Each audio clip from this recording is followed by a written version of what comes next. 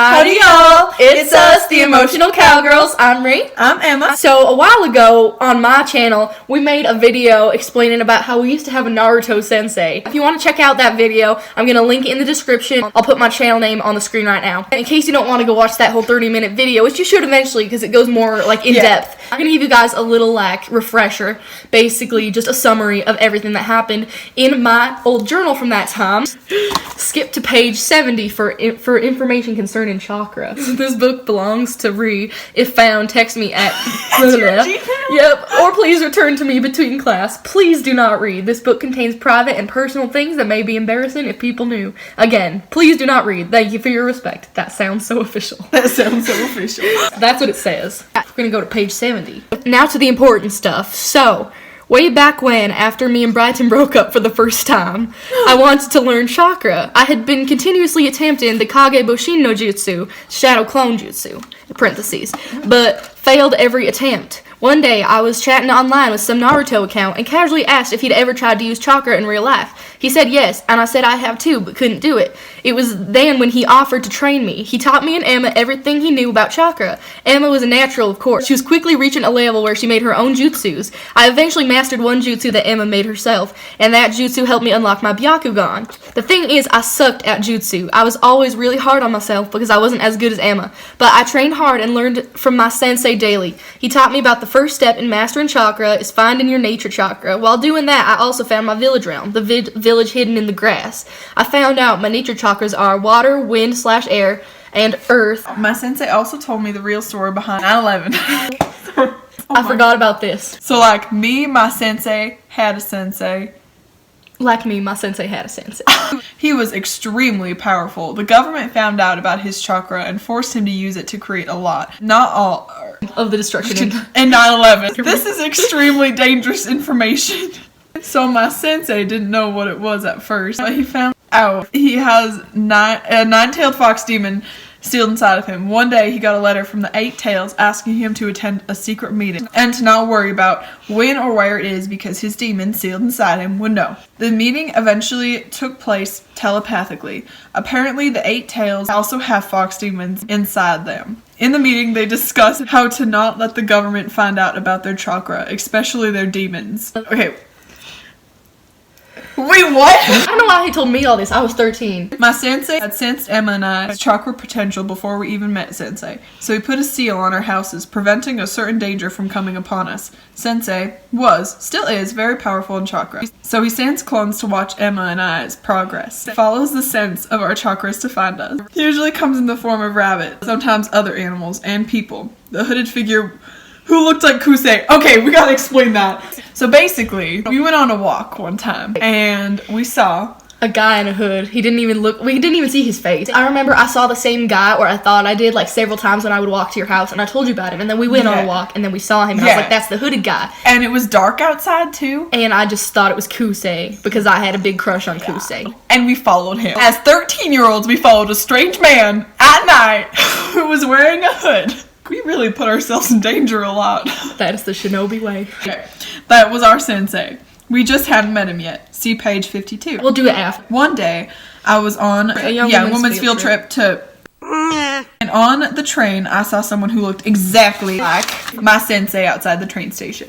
Then I saw the same person walk by me and he made eye contact, then walked away faster. I asked my sensei about it, and he explained to me that when the 9-tailed beast was sealed inside him, it was too much for his body to handle, so he created an evil clone to hold the excess chakra inside him. He said that the clone didn't see us as a threat yet. Another important detail is that if my sensei dies, then the 8 Tails will come put the fox demon inside of me because I'm his student.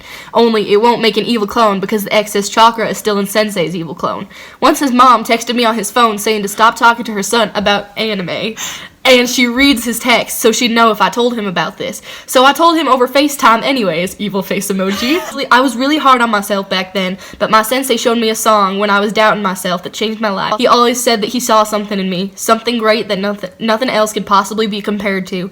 Then he showed me that song. Priceless by For King and Country. Please listen to it. As I first was able to master walking on snow on my own by using chakra. Lame, I know. Anyway, one day I got a message from my sensei saying to just forget about him. He left and never came back. That was the worst day of my life. I told him that if he didn't come back, I'd tell Emma something I wasn't supposed to tell her yet, and that she had Rinnegan. Turns out this was all because of his mom. Anyway, he had earlier introduced me to some friends of his, so I asked them about it. One was as depressed about it as I was. I made a promise to her, myself, and the whole world that I would find him no matter what. I promised the whole world that I would come. He showed me who I am, who I'm yet to become. For that, I'm eternally grateful. His friends said he's suicidal. One assumed that he was already dead. This is dark. But I know he isn't, because if he was dead, then I'd have the nine-tailed demon inside me. During training, Emma and I found the perfect base for us. It was in nature too, so it's easier to invite strong chakra. That base is where you found this book and everything in it. Our shelf and chairs might still be there, but all the maps and information were taken down by someone. We don't know who. Well, yeah, what was up with that? I don't know. We had like maps and stuff from the Naruto. Yeah, and just like things hung up in our little tree fort. One day we went in there and it was just gone. Maybe there was like the government or something after us and they found it and they're like, you can't have this information even though we got it off Google Images. Because all this was supposed to be like confidential and top secret. We could like find Google. It all on like Naruto Wiki.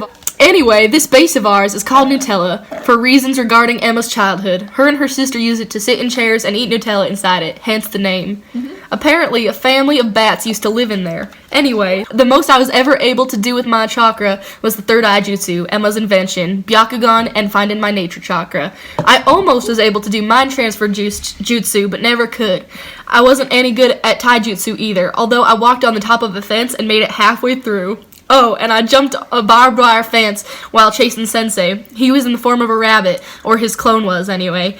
I cut my hand while doing it. Still have the scar. I still do. Scars from that. My gosh, that's a scar. That's a scar. Okay. That's what I still remembered. That is insane. It's there to remind me of my goal. I will treasure it always. Chakra never comes easy to me. In fact, I haven't practiced it for a really long time, but I've been recently learning about Nen, something similar and simpler. I've already gotten moderately far because of when I used to meditate to find my nature chakra. My goal is to find my sensei, to prove to him that he didn't believe in me for nothing, to prove that I had the potential he saw in me. I won't let him down, or his friends down, or myself down. I am finding my sensei. My friend Sam is great at finding people, so I gave him tons of information, and he's tracking him down. I am a grass shinobi, a golden eagle, a hero to be, not a hero wannabe. I'm going to do great things in this world. My original plan was to train hard and master chakra so when I found him, I could show him how far I've come, how much I've changed, learned, and grown.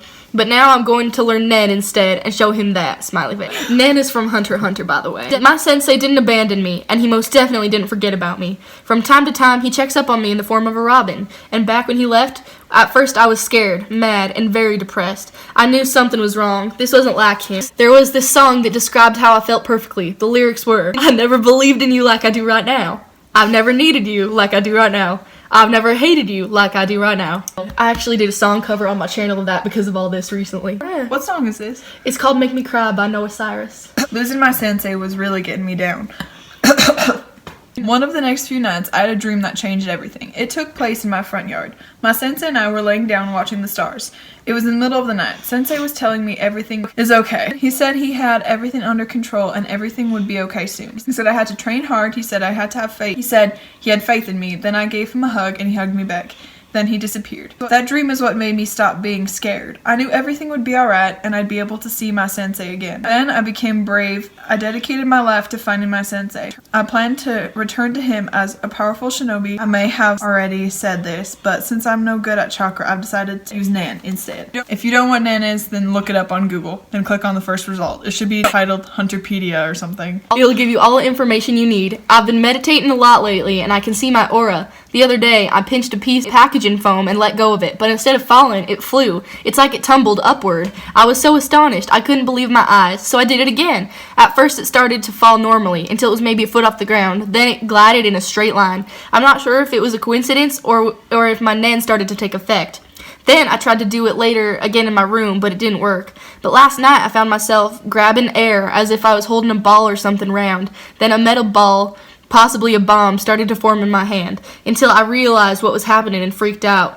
Then the whole thing disappeared all at once. It was too weird. Then I had a dream that night where I found this legendary scroll thingy that everyone was desperately searching for. I used it secretly, but if anyone found out I had it, I'd likely get killed for it. Basically, if you're in possession of it, you just say a word or phrase such as apple, and one will appear in your hands. You can do this with any object you want, even if it's non-existent, such as invisibility cloak or baby unicorn. Baby unicorn. Let's just say in my dream, I ate a lot of baby food. But if you have this, it will cover all your basic needs, and you don't even need money, because you can just make whatever you need to buy appear in front of you. But it doesn't recognize earthly things. Like if you were to say something like Comic-Con tickets, it wouldn't know what to do. But say you wanted to make a cake. Instead of saying baking soda, sugar, so on, you could just say cake, and then it would save you the time and effort. You could also make things disappear, but only if they're made by the scroll. And I think you have to be holding the thing. Then you just have to say disappear. It's super handy. So I think I might be a conjurer. It's a Nan concept. When I supposedly made the phone thingy fly, that should mean I'm a manipulator, but maybe I didn't make it fly. Maybe there was a draft. I was vacuuming, so it could have been air from the vacuum.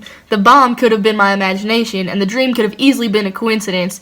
I seem to have the personality of a specialist, according to Hisoka's theory anyway. I could do the cup test to find out for sure, but I've tried. I can't yet control when I turn on my Nen. It just happens sometimes, not always. It says turn to last page. Okay, so Jacob didn't come over. That's my cousin, by the way. Alright, that's just the first thing. But my sensei is back. My many prayers have been answered. It's probably because I need to focus on spreading the gospel rather than fighting my sensei. Smiley face. LOL. Still happiest day of my life. I've never been more grateful. The weird thing is he texts me, "Why do you have to make me cry?" Heh, I guess my last text overdid it a little. I guess he did kind of have it all under control. I kind of knew it. I knew it would all turn out fine. I guess with enough faith, anything can happen. Smiley face. God answered my prayers. I guess miracles can happen. I love God. He's watching over you guys. Another smiley face. Perfect happy ending for this journal. Yay. Time to bury this so you can find it. Good luck. Wow, that was a great ending. Yeah, and then do you want to go to page, was it 52 or something? Yeah. About the Kusei thing? I saw a tall, hooded kid following us At night. Oh, he was that's following different. us. Oh, a dark hooded figure following us at night. It must be an anime character. It was so weird. It almost reminded me of nah, it couldn't be, could it? Wow, I'm sorry. I watched too much TV. I'm 13 with the imagination of a 6-year-old. That is basically our recap of the whole Naruto Sensei thing. So if you want to know more details on that and see a little bit into like our chakra manuals and stuff that we made back we then, did review those. We did, and we talked about a lot more that happened. This was just scratching the surface. We went into a lot of deeper stuff and like even read some of our chats with our sensei. Yeah, we did do, and we tried to call him on the phone as well. We did do that, yeah. So if you want to see all that, again, go to my channel. I'll link it in the description, and you can watch that video. So this is just our intro video into our Naruto series. We're gonna be trying to do a lot of stuff from Naruto again, and doing a lot of Naruto themed videos for you guys, for all our weeb viewers out there. And yeah, thanks for watching. We'll see you in the next Naruto video. Bye.